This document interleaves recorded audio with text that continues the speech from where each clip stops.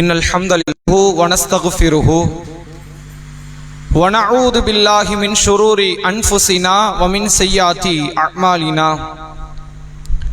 من يهده الله فلا مضل له ومن يضلله فلا هادي له وأشهد أن لا إله إلا الله وأشهد أن محمدا عبده ورسوله أما بعد فقد قال الله تعالى في القرآن العظيم والفرقان المجيد فأعوذ بالله من الشيطان الرجيم يا أيها الذين آمنوا اتقوا الله حق تقاته ولا تموتن إلا وأنتم مسلمون يا أيها الناس اتقوا ربكم الذي خلقكم من نفس واحدة وخلق منها زوجها وبث منهما رجالا كثيرا ونساء واتقوا الله الذي تساءلون به والأرحام إن الله كان عليكم رقيبا يا أيها الذين آمنوا اتقوا الله وقولوا قولا سديدا يصلح لكم أعمالكم ويغفر لكم ذنوبكم ومن يطع الله ورسوله فقد فاز فوزا عليما. கண்ணியத்திற்கும் பெருமதிப்பிற்கும் உரிய எல்லாம் வல்ல அல்லாஹுவின் நல்லடியார்களே, அல்லாஹுடைய பேரருளால் அந்த ஏக இறைவன் புனிதமாக ஆக்கியிருக்கிற ஜும்மா தினத்தில் அவனை வணங்கி வழிபட வேண்டும் என்கிற உயர்ந்த சிந்தனையில் நாம் அனைவரும் அல்லாஹுடைய ஆலயத்தில் ஒன்று திரண்டு இருக்கிறோம். இந்த நல்ல தருணத்தில் நபிகள் நாயகம் ஸல்லல்லாஹு அலைஹி வஸல்லம் அவர்கள் சொல்லித் தந்த ஒரு போதனையை உங்களுக்கு நினைவுபடுத்த நான் கடமைப்பட்டு இருக்கிறேன். நபிகள் பெருமகனார் ஸல்லல்லாஹு அலைஹி வஸல்லம் அவர்கள் சொன்னார்கள், இதா குல்தலி சாஹிபிக அன்சித் யௌமல் ஜும்ஆத்தி வல் இமாம் யக்துபு. ஜும்மா தினத்தன்று இமாம் உரை நிகழ்த்தி கொண்டிருக்கும் பொழுது உங்கள் அருகில் இருக்கும் உங்கள் தோழரிடத்தில் நீங்கள் வாய் மூடுங்கள் என்று சொன்னாலும் ஃபக்கதில் லகவுத்த, நீங்களும் வீணான காரியத்தில் ஈடுபட்டவர்கள் தான். ஜும்மாவினுடைய பிரதிபலனை நலனை எதிர்பார்க்காதீர்கள் என்கிற வண்ணம் நபிகள் பெருமகனார் சொன்ன அந்த செய்தியை நம்முடைய உள்ளத்தில் ஆழ பதிந்து கொண்டு இந்த அமலில் நாம் முழுமையாக ஈடுபட வேண்டும். அன்புக்குரிய சகோதர சகோதரிகளே, இந்த வார ஜும்மா பிரசங்கமாக கடனால் சீரழியும் குடும்பங்கள் என்கிற தலைப்பின் கீழ் இன்றைக்கு நம்முடைய மனித சமுதாயம் பல்வேறு விதமான ஆடம்பர சிந்தனையை நோக்கி நகர்ந்ததின் விளைவாக எதிர் வீட்டையும் பக்கத்து வீட்டையும் மற்றவர்கள் வாழ்வையும் எடை போட்டு கணக்கிட்டு அவர்களை போன்ற ஒரு சொகுசான வாழ்க்கை நாமும் வாழ்ந்துவிட வேண்டும் என்கிற ஒரு எண்ணத்தில், அல்லது திடீர் பணக்காரராக மாறிவிட வேண்டும், எந்தவித உழைப்பும் இல்லாமல் எந்த ஒரு சிரமத்தையும் படாமல் கடனை பெற்று ஒரு வியாபாரத்தில் போட்டு அதில் எந்தவித ஞானமும் இல்லாமல் பொருளாதாரத்தை பெற்றுவிடலாம் என்கிற சிந்தனை ஏராளமான மக்களை கடனாளிகளாக இன்றைக்கு மாற்றி இருக்கிறது. உண்மையில் அத்தியாவசியமான ஒரு தேவை, அதனால் கடன் ஒருவர் பெற்று இருப்பாரே, ஆனால் அந்த கடனை நியாயம் கற்பிப்பதில் ஒரு அர்த்தம் இருக்கிறது. மருத்துவத்தினுடைய தேவை என்றோ அல்லது கல்வியினுடைய தேவை என்றோ ஒருவர் கடன் பெறுவாரே, ஆனால் அந்த குடும்பத்தின் அஸ்திவாரமே அதை கொண்டுதான் இருக்கிறது. ஆனால் வியாபாரத்தை நோக்கமாக வைத்தோ, வீட்டை கட்ட வேண்டும், வாகனத்தை வாங்க வேண்டும், அடுத்தவர்களை போன்ற ஒரு ஆடம்பர வாழ்க்கையை வாழ்ந்துவிட வேண்டும் என்கிற சிந்தனை ஏராளமான மக்கள் இன்றைக்கு கடன் பெறக்கூடிய இடத்தில் இருப்பதை பார்க்கிறோம். இந்த கடன் வாங்கக்கூடிய இந்த சூழல் சர்வ சாதாரணமாக மாறியதனுடைய விளைவு இது எந்த அளவிற்கு நம்முடைய குடும்பத்தை பாதிக்கும், எதிர்காலத்தில் நம்முடைய பிள்ளைகளுக்கு எவ்வளவு பெரிய சுமையை சிரமத்தை அது கொண்டு வந்து சேர்க்கும் என்கிற எந்தவித ஞானமும் இல்லாமல் ஆயிரங்களை கடந்து லட்சங்களை கடந்து கோடி வரை இன்றைக்கு கடன் பெறக்கூடிய இடத்தில் மக்கள் சென்று கொண்டு இருப்பதை பார்க்க முடிகிறது. அப்படி கடனை பெற்றவர்கள் ஒரு சிலர் அரும்பாடு பட்டாவது அந்த கடனை அடைத்துவிட வேண்டும் என்பதில் போராடுகிறார்கள், போராடி கொண்டும் இருக்கிறார்கள். அதில் வெகு சிலர் எப்படி இருக்கிறார்கள் என்றால், இந்த கடன் நம்முடைய வாழ்க்கையை சீரழித்து விட்டது, நிம்மதியாக சென்றிருந்த நம்முடைய வாழ்க்கை நாசமாகிவிட்டது, எனவே இந்த பூமியில் நாம் வாழ வேண்டிய தேவையில்லை என்று தானும் தற்கொலை செய்து தன் குடும்பத்தையும் கொலை செய்யக்கூடிய நிலைக்கு இந்த மக்களை கொண்டு வந்து சேர்த்து விட்டது. கடந்த ஓரிரு தினங்களுக்கு முன்பாக தர்மபுரி மாவட்டத்தில் ஒரு மாற்று சமுதாயத்தை சார்ந்த ஒருவர் ரியல் எஸ்டேட் பிசினஸ் செய்கிறார். தன்னுடைய பொருளாதாரத்தை கொண்டு கடனாக பெற்று ஷேர் மார்க்கெட்டின் மூலமாக பெரும் பணக்காரனாக மாறிவிடலாம் என்ற எண்ணத்தில் பொருளாதாரத்தை அள்ளி இறைக்கிறார். நல்ல முறையில் சென்று கொண்டிருந்த அவருடைய வாழ்க்கை ஒரு 6 மாத காலம் பெரும் கடன் சுமையில் மாட்டியதனுடைய விளைவாக இந்த 2 நாட்களுக்கு முன்பாக தன்னுடைய மனைவியை கழுத்தை நெரித்து கொலை செய்துவிட்டு பள்ளிக்கூடம் படித்திருந்த தன்னுடைய மகளை அழைத்து வீட்டுக்குள் கொண்டு வந்து அடித்தே கொலை செய்து தானும் தற்கொலை செய்து மரணிக்கிறார். இது ஒரு சம்பவம் என்று கடந்து பெற முடியாது. இப்படி எங்கேயாவது ஒன்று நடக்கும் அப்படின்னு. இது மாதிரி மாதம் ஒரு சம்பவம் நடந்து கொண்டே இருக்கிறது. சில மாதங்களுக்கு முன்பாக சரியாக இந்த கடந்த ரமலான் தென் தமிழகத்தை சார்ந்த ஒரு இஸ்லாமியர் சென்னையில் தனக்கான வீட்டை எடுத்து நல்ல முறையில் குடும்பத்தை நடத்தி பொருளாதாரத்தில் நல்ல ஒரு நிலையில் இருந்ததின் விளைவாக சென்னையில் வீடு எடுத்திருக்கிறார். சொந்தமாக வீடு கட்டி இருக்கிறார். ஏதோ ஒரு வகையில் கடலில் சிக்கி அது வட்டியாக மாறி பல்வேறு விதமான சிரமத்தை கொடுத்து அந்த வீட்டையை விற்று இந்த ரமலான் மாதத்தின் பெருநாள் கூட அடையவில்லை. அதற்கு முன்பாக அந்த கடன் சுமையினால் சென்னையில் இருந்து புறப்பட்டு அவர் இங்க வந்திருக்கிறார். தன்னுடைய சொந்த ஊர் பகுதிக்கு வந்து இந்த ஏர்வாடி தர்கா, ஆத்தங்கரை தர்காக்கெல்லாம் போயிருக்கிறார். அவர் தர்கா சிந்தனை கொண்டவர். போயிட்டு சில நேர்த்தி கடன், அவர் அதை புனிதம் நினைக்கிறார். அது மார்க்கத்தில் கிடையாது. அதை அவர் அப்படி நினைத்திருக்கிறார். புனிதம் நினைத்து சில நேர்த்தி கடன்களை எல்லாம் நிறைவேற்றி விட்டு ஒரு வாடகை காரில் வந்த அவர் தன்னுடைய மனைவி, தன்னுடைய 2 பிள்ளைகள், 13 வயது மகன், 16 வயது மகள், 4 பேரோடு சேர்ந்து காருக்குள்ளேயே தீ வைத்து கொளுத்தி அது எந்த விதமான ஒரு சத்தமோ வெளியே கேட்காத அளவிற்கு ஒரு முட்புதர் பகுதிக்கு போயிட்டார். எரிந்து சாம்பலாகி அது வேறு பகுதி மக்களுக்கு அடுத்த நாள் தெரிந்து அந்த சாம்பலை எடுக்கக்கூடிய ஒரு நிகழ்வு முஸ்லிம் சமுதாயத்தில் இன்றைக்கு நிகழ்ந்து கொண்டிருக்கிறது. இப்படி முஸ்லிம் சமுதாயம் கடன் தொல்லையால் தற்கொலை செய்து கொண்டார்கள் என்றாலே ஒரு பெரும் பட்டியல் இருக்கிறது. ஏன் இது போன்ற நிகழ்வு ஏற்படுகிறது? என்ன காரணம்? இஸ்லாம் இந்த கடனை பற்றி என்ன சொல்கிறது என்பதை ஆழமாக சிந்திப்பதற்கும் உலகளாவிய ஒரு தத்துவம் இந்த சாமானிய மக்கள் மீது எவ்வளவு பெரிய வன்முறையை நிகழ்த்தி கொண்டு இருக்கிறது என்பதை குறித்தும் நாம் தெரிந்து கொள்ள கடமைப்பட்டு இருக்கிறோம். அல்லாஹ்வுடைய ரசூல் ஸல்லல்லாஹு அலைஹி வஸல்லம் அவர்கள் கடனை குறித்து நமக்கு அனுமதி அளித்து இருக்கிறார்கள். அனுமதி அளித்தார்கள் என்பதை தாண்டி சில இடத்துல ரசூல் கட்டாயப்படுத்துறாங்க, வாங்குங்கிறாங்க. அப்படி கட்டாயப்படுத்திய இடம் உண்டு. பெருநாள் தொழுகை நடைபெறுகிறது. இந்த பெருநாள் தொழுகைக்காக பெண்கள் நீங்கள் அத்தனை பேரும் உங்கள் வீட்டை விட்டு வெளியேறி பெருநாள் திடல் முசல்லாவுக்கு வாருங்கள் என்றார்கள் அல்லாஹ்வுடைய ரசூல். அப்ப சில பெண்கள் முறையிடுறாங்க, அல்லாஹ்வுடைய தூதர், எங்களுக்கு தலையில் போடுவதற்கு ஹிமார் இல்லை, முக்காடு இல்லை. அப்படியான ஆடை பற்றாக்குறையில வீட்டில் இருக்கிறோம். வீட்டிலே நாங்க ஏன் தொழுகிறோம்? மாப்பிள்ளை போயிட்டு வருவாரு, அவர் ஆடையை வாங்கி போட்டு தலையில முக்காடு போட்டு தொழுதுகிட்டு இருக்கிறோம். இப்ப பொது வழியில மாப்பிள்ளையும் மனைவி எல்லாரும் வர சொன்னா எங்கள்கிட்ட ஆடை இல்லையே. அல்லாஹ்வுடைய ரசூல் அவர்கள் சொன்னார்கள், அடுத்த பெண்ணிடத்தில் இரவல் பெற்றாவது இந்த பெருநாள் தொலைக்கு வந்து சேர்ந்துருங்க. கட்டாயப்படுத்துறாங்க. இரவல் என்பது கடன் தான். கடன் வாங்குங்கிறாங்க ரசூலுல்லாஹ். இந்த கடனை பொறுத்தவரை கடனை தவிர்த்து ஒருத்தன் வாழ இயலாது. ஒருவேளை இஸ்லாம் இந்த கடனை வந்து தடுத்து இருந்துக்குமே ஆனால், கடனே கூடாது, கைமாத்து 5 ரூபா 10 ரூபான்னு கூட வாங்கக்கூடாது, நீ சம்பாதிக்கிறது உனக்கு, அவன் சம்பாதிக்கிறது அவனுக்கு, யார்கிட்டையும் வாங்கக்கூடாது என்ற நிலையை கொடுத்தால் ஏராளமான மக்கள், சொல்ல போனால் முழு மனித குலமுமே தன் வாழ்க்கை வாழ்வாதாரத்தை அடுத்த நிலைக்கு கொண்டு போவ விஷயத்தில் ஸ்தம்பித்து நிற்கும். கடன் என்பது இந்த மனித குலத்திற்கு ஒரு ஆரோக்கியமான காரியம். நபிகள் நாயகம் ஸல்லல்லாஹு அலைஹி வஸல்லம் அவர்கள் கடன் பெற்றிருக்கிறார்கள். ஒரு மனிதரிடத்தில் இளம் ஒட்டகத்தை வாங்கி கடனாக பயன்படுத்தி இருக்கிறார். அப்ப கடனை பெற்றவர், கடனை கொடுத்தவர் ரசூலுல்லாஹ்விடத்தில் கடும் சொற்களால் கடனை வசூலிக்க வருகிறார்.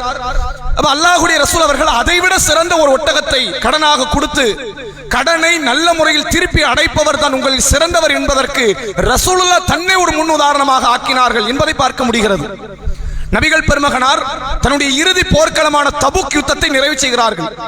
தபுக் யுத்தத்தை முடித்த பிறகு அந்த கவச ஆடையை ஒரு யூதரிடத்தில் அடைமானமாக வைத்து வார் கோதுமையை தன் குடும்ப தேவைக்காக வேண்டி பெற்றுக் கொள்கிறார்கள்.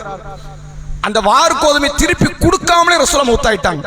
இது அடமானத்தை பொறுத்தவரை இது கடனை நிறைவேற்றலன்னு ஆகாது. கொடுக்கலன்னா அந்த பொருள் உனக்கு சொந்தம், கொடுத்துட்டா கவச ஆடை எனக்கு சொந்தம். இப்ப ரசூலுல்லாஹ் கவச ஆடை மீட்டாமலே மௌத்தாகி விட்டார்கள் என்பதை பார்க்க முடிகிறது. உமர் ரலியல்லாஹு அவர்கள் உலகத்திற்கே தலை சிறந்த ஒரு ஆட்சியை கட்டமைப்பை உருவாக்கி இன்றைக்கும் பல மாற்று மத அன்பர்கள் ஒரு ஆட்சியை புகழாரம் சூட்டுகிறார்கள் என்றால் உமர் ரலியல்லாஹு அவர்களுடைய 10 ஆண்டு கால ஆட்சி. அந்த உமர் ரலியல்லாஹு அவர்கள் மரண நெருக்கத்தில் தன் மகனை அழைத்து சொல்கிறார்கள், எனக்கு சில கடன் இருக்கிறது, அந்த கடன் எப்படியாவது பொறுப்பேற்றுக்க. நான் ஷஹீதாகவே இருந்தாலும் அல்லாஹ்விடத்தில் சொர்க்கவாசியாக தேர்வு செய்யப்பட்டாலும் இந்த கடனால் நான் மறுமை நாளில் அல்லாஹ்விடத்தில் கூனி குறுகி நிற்க வேண்டிய ஒரு நிலைக்கு தள்ளப்பட்டு விடலாம். எனவே கடனை அடைத்துவிடு என்று தன் மகன் அப்துல்லா இப்னு உமர் ரலியல்லாஹு அவர்களிடத்தில் பொறுப்பை ஒப்படைத்தார்கள் என்கிற செய்தியும் பார்க்க முடிகிறது. அவ பெருங்கொண்ட நல்லவர்கள், சொர்க்கவாசிகள், நபிமார்கள் இந்த உலகத்தில் கடன் பெற்றிருக்கிறார்கள். கடன் என்பது இந்த சமூகத்துக்கு மிக தேவையான ஒன்று. ஒருவனுடைய வாழ்க்கை வாழ்வாதாரத்தை அடுத்த படித்தரத்திற்கு கொண்டு செல்வதற்கு கடனை விட்டால் வேறு வழியே கிடையாது. வாய்ப்புகள் தரப்பட வேண்டும் அல்லது கடன்கள் கொடுக்கப்பட வேண்டும். இஸ்லாம் அதை அனுமதிக்குது. ஆனால் இந்த கடனை பொறுத்தவரை வாங்கியவர்கள் ஏமாற்றி விடக்கூடாது, கொடுத்தவர்கள் ஏமாற்றப்பட்டு விடக்கூடாது என்கிற விஷயத்தில் இஸ்லாம் தெள்ள தெளிவான சட்டத்திட்டங்களை இயற்றி இருக்கிறது. எந்த அளவிற்கு என்றால், கொடுக்கிற எண்ணம் இல்லாமல் கடன் ஒருவன் பெறுவானேயானால் அவன் விஷயத்தில், கடன் அடைக்கும் விஷயத்தில் அல்லாஹ் ஒருபோதும் எந்தவித அருளையும் புரிய போவதில்லை. கொடுக்க வேண்டும் என்கிற எண்ணத்தோடு வாங்குங்க, அல்லாஹ் உங்களுக்கு அருள் புரிவான், உங்களுக்கு துணை நிற்பான் என்று மார்க்கம் சொல்கிறது. ரசூல் ஸல்லல்லாஹு அலைஹி வஸல்லம் அவர்கள்ட்ட ஒரு நபித்தோழர் வந்து கேட்கிறார். அபூ ஹுரைரா ரலியல்லாஹு அவர்கள் அறிவிக்கிறார்கள், சுனன் நஸாயினுடைய 3155வது நபிமொழி. ரசூலுல்லாஹ் அவர் கேட்கிறார், ஜா ரஜுலுன் இலா நபி ஸல்லல்லாஹு அலைஹி வஸல்லம் வஹுவ யக்புது அலல் மிம்பர். ரசூலுல்லாஹ் மிம்பர்ல உரை நிகழ்த்தி கொண்டிருக்கும் போது வந்து பேசுகிறார். அவர் என்ன கேட்கிறார் என்றால், அராய்த இன் கத்தல்து ஃபீ சபீலில்லாஹ், அல்லாஹ்வுடைய தூதரே, நான் ஒருவேளை யுத்த களத்தில் கொல்லப்பட்டு விட்டால் எப்படியான மனநிலையில்? சாபிரன், நான் பொறுமைசாலியாக, முஹ்தசிபன், நன்மை எதிர்பார்த்தவனாக, முக்பலன் கைர முதுபிரன், நான் முன்னோக்கியவனாக பின்னோக்காதவனாக, புறமுதுகிட்டு ஓடாதவனாக நின்று நான் யுத்த களத்திலே ஒருவேளை கொல்லப்பட்டால் என் பாவங்கள் எல்லாம் மன்னிக்கப்படுமா? நான் சொர்க்கம் சென்று விடுவேனா அப்படின்னு கேட்கிறார். சொர்க்கம் செல்றதுக்கு அத்தனை குவாலிஃபிகேஷன் இது போதும். ரசூலுல்லாஹ் சொல்றாங்க, ஆமான்ட்டான். நன்மை எதிர்பார்த்து யுத்த களத்துக்கு வரணும், அல்லாஹ் கிட்டதான் நன்மை எதிர்பார்க்கணும், அடுத்தவர்கள்ட்ட இல்ல. பொறுமையாக நிக்கணும், புறமுதுகிட்டு ஓடிடக்கூடாது, தைரியமாக நிக்கணும். யுத்த களத்திலே ஒருவேளை நீங்கள் கொல்லப்பட்டால் நீங்கள் சொர்க்கவாசி, உங்கள் பாவத்தை எல்லாம் மன்னிப்பான் என்று சொன்ன அல்லாஹ்வுடைய ரசூல் உடனே கொஞ்ச நேரம் அமைதியாக இருந்து அதே தோழரை அழைக்கிறார்கள். உங்கள் கேள்வியை மறுபடி கேளுங்கிறாங்க ரசூலுல்லாஹ். அவர் அதே கேள்வி திருப்பி கேட்கிறார். ரசூலுல்லாஹ் அதே வார்த்தையை சொல்லிவிட்டு, இல்ல தைன், கடனும் அவருக்கு இருக்கக்கூடாது, நீங்கள் ஷஹீதாகவே இருங்கள், அல்லாஹ்வுக்காக உங்கள் உயிரை கொடுத்தே இருந்தாலும் சரி, கடனோடு நீங்கள் மரணிப்பீர்களே ஆனால் அல்லாஹ்விடத்தில் சொர்க்கம் கிடைப்பது பெரும் கேள்விக்குறியாக மாறிவிடும். நீங்கள் நரகம் செல்லாமல் சொர்க்கம் போக முடியாது. அவ்வளவு பெரிய சீரழிவை இந்த கடன் கொண்டு வந்து சேர்த்து விடும் என்று அல்லாஹ்வுடைய ரசூல் அவர்கள் சொன்னார்கள். அதனால்தான் அத்தஹியாத்தினுடைய இருப்பில் நபிகள் பெருமகனார் சில முக்கியமான தேர்வு செய்யப்பட்ட பிரார்த்தனைகளை மட்டுமே செய்வார்கள். எல்லா துவாவும் செய்ய மாட்டாங்க. அத்தஹியாத் இருப்பில் ரசூலுல்லாஹ் சொர்க்கத்தை கேட்கல தெரியுமா? சொர்க்கம் கேட்கிறது எவ்வளவு முக்கியமான விஷயம். ஆனா ரசூலுல்லாஹ் இந்த சமுதாயத்தில் நாம வாழுகிற கட்டத்தில் என்னென்ன பிரச்சனைகள் எல்லாம் வருமோ அதை தேர்வு செய்து கேட்டார்கள். தஜ்ஜாலுடைய குழப்பம், தஜ்ஜால் என்னைக்கு வர போறான், ஆனா ரசூலுல்லாஹ் மௌத் வரைக்கும் கேட்டாங்க. கபருடைய வேதனை, நரக வேதனைக்கு முற்படுத்தி ரசூலுல்லாஹ் கபர் வேதனை பற்றி கேட்டார்கள். அப்படி அத்தஹியாத்தில் கேட்டார்கள், அல்லாஹும்ம இன்னி அஊது பிக்க மினல் மஅஸமி வல் மக்ரம், இறைவா பாவத்தில் இருந்தும் கடனில் இருந்தும் என்னை நீ பாதுகாத்து விடு, கடனாளியாக நான் ஆகிவிடக் கூடாது, நான் அப்படி மரணித்து விடக் கூடாது, கடனில் இருந்து என்னை பாதுகாத்து விடு என்று கேட்டார்கள் அல்லாஹ்வுடைய ரசூல். கடன் விஷயத்தை இஸ்லாம் கடுமையான ஒரு பார்வை கொண்டு பார்க்கிறது. ஆனால் இன்னைக்கு சமுதாயத்தினுடைய சீரழிவு எப்படி சென்று கொண்டிருக்கிறது என்றால், ஏதாவது ஒரு பொருளை பார்க்கிறோம், இந்த பொருள் நமக்கு தேவையா இல்லையாங்கிற விஷயத்தை பற்றி யோசிப்பது இல்லை. அந்த பொருள் எதிர் வீட்டுக்காரிடத்தில் இருக்கிறது, நம்முடைய சொந்த பந்தங்களிடத்தில் இருக்கிறது, நம்மிடத்தில் இருந்தால் என்ன தப்பு, நம்மகிட்ட இருக்கணுமே, எப்படியாவது கடனை வாங்கிவிட வேண்டும் என்ற ஒரு சிந்தனை நோக்கி செல்கிறார்கள். அப்ப கடன் கொடுப்பவர்கள் யாராக இருக்கிறாங்க அப்படின்னு பார்த்தா, இன்றைக்கு பல்வேறு நிறுவனங்களை அமைத்திருக்கக்கூடியவர்களே கடனுக்கு பொருளை கொடுக்கறதுக்கு தயாரா இருக்கிறாங்க. கார் வேணுமா, ஜீரோ பேமெண்ட் கொடுத்த கார் கிடைக்கும், காசே கொடுக்காம கார் எடுத்து வரலாம். காசே வேண்டாம், உங்களை பத்தின டீட்டெயிலை கொடுத்துட்டு கார் அப்படியே எடுத்து வந்துடலாம், உங்க சொந்த கார் அது.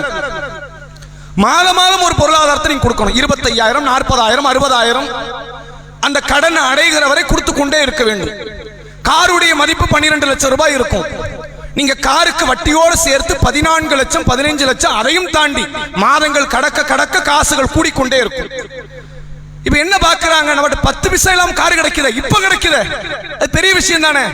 காருக்காக வேண்டி இஎம்ஐ, வீட்டில் டிவி, ஃப்ரிட்ஜ், வாஷிங் மிஷின் அதற்கு இஎம்ஐ, பயன்படுத்துகிற மொபைல் போனுக்கு இஎம்ஐ, வீடு கட்டினால் அதை கடனாக லோனாக வங்கியில் பெற்று வீட்டை கட்டுகிறார்கள்.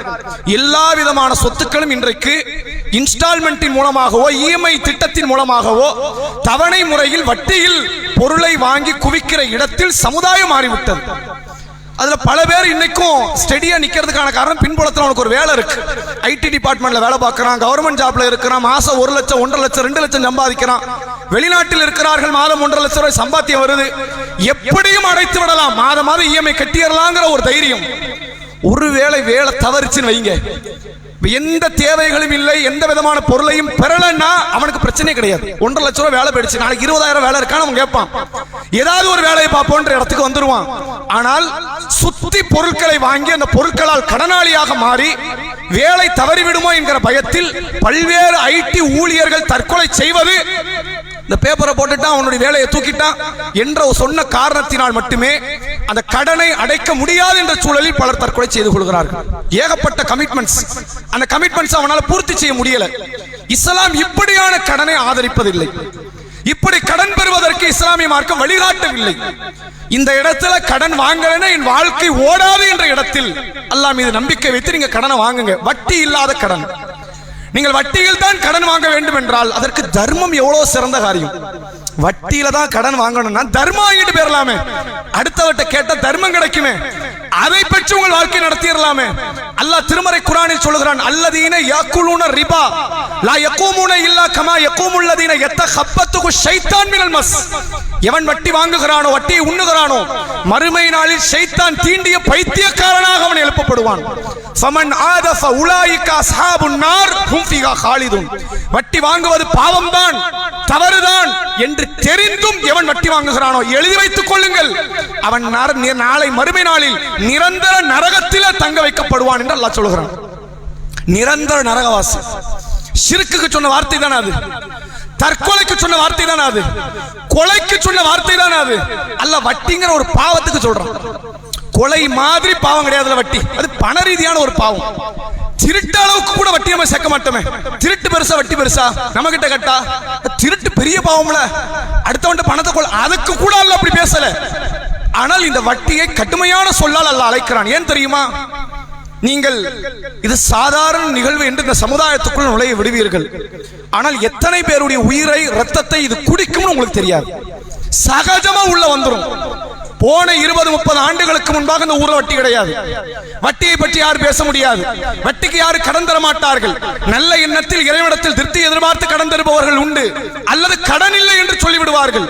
இன்னைக்கு வட்டிக்குனா நான் தர வாங்கிக்கிறியா அப்படின்னு கேட்கிற இடத்தில் முஸ்லிம் சமுதாயம் மாறிக்கொண்டிருக்கிறது.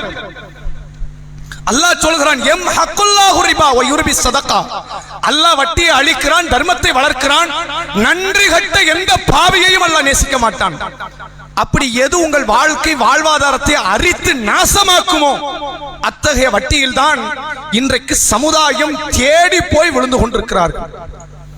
அவன் எவ்வளவு துல்லியமாக மனோ தத்துவத்தை டச் பண்ற மாதிரி அவன் கடன் கொடுக்கிறான் தெரியுமா?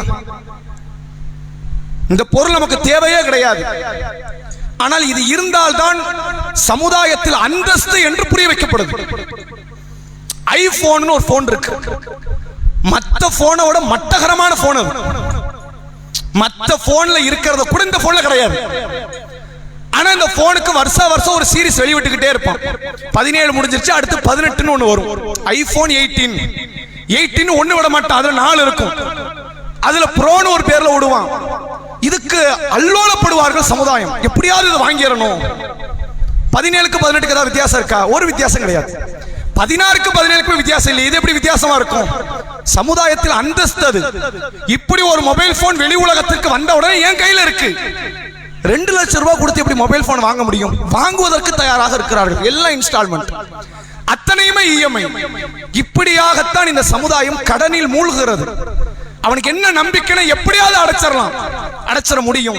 இப்படி நம்பி தான் தன் வாழ்க்கை இழந்த சமுதாயத்தில் பலரும் இருக்கிறார்கள். எவ்வளவு ஜாக்கிரதையாக இருக்க வேண்டிய ஒரு காரியம். அல்லாஹ்வுடைய ரசூல் அவர்கள் வெறும் பிரார்த்தனை செய்துவிட்டு கடந்து செல்லவில்லை.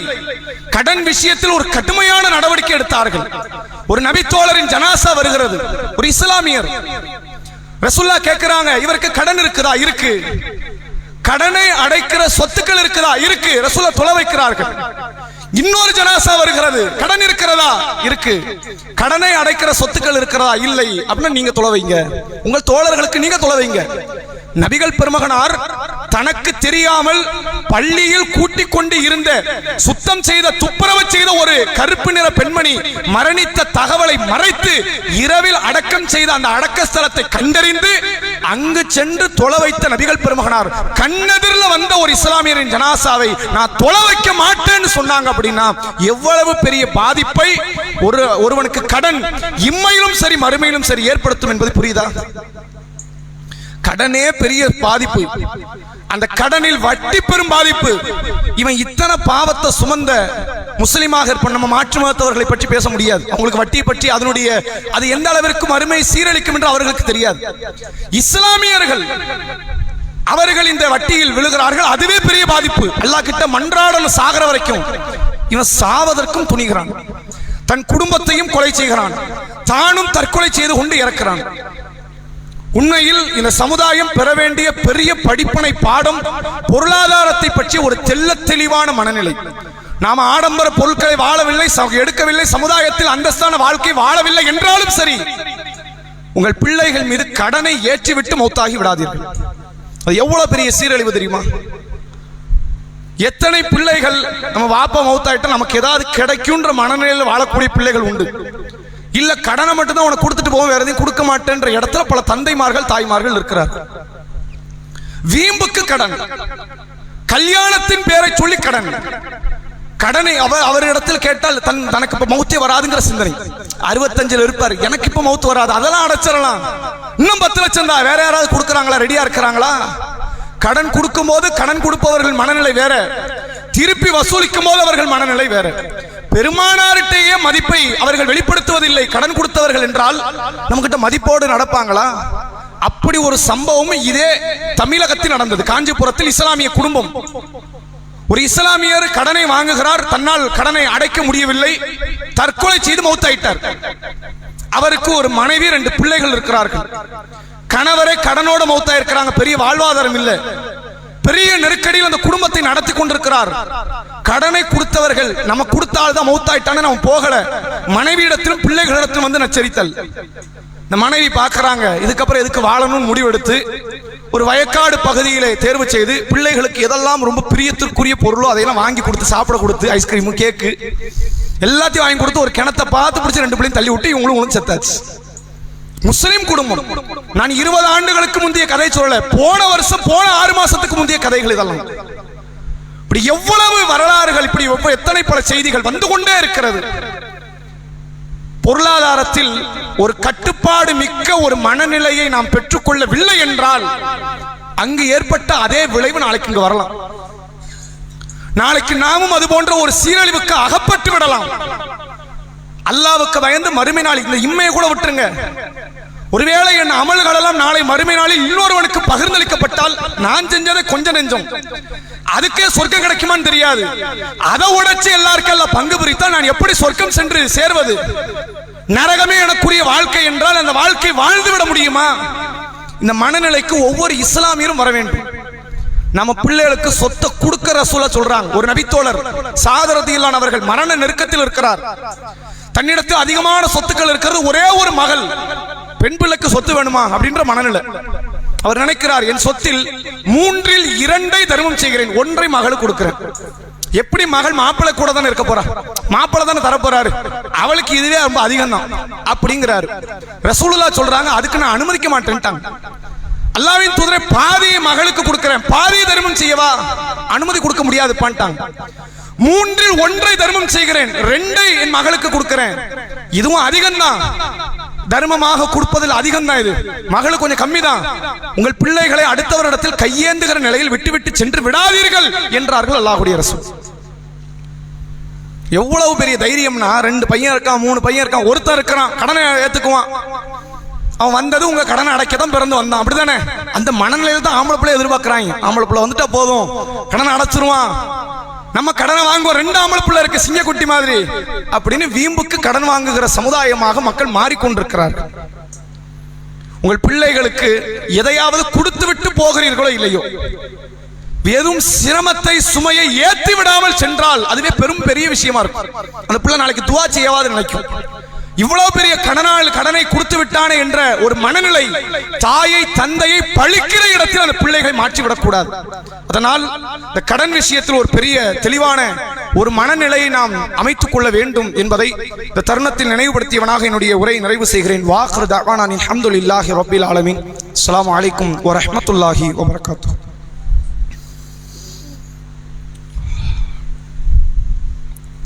நஹ்மதுஹு வ நுஸல்லி அலா ரசூலின் கரீம். அம்மா பாத்.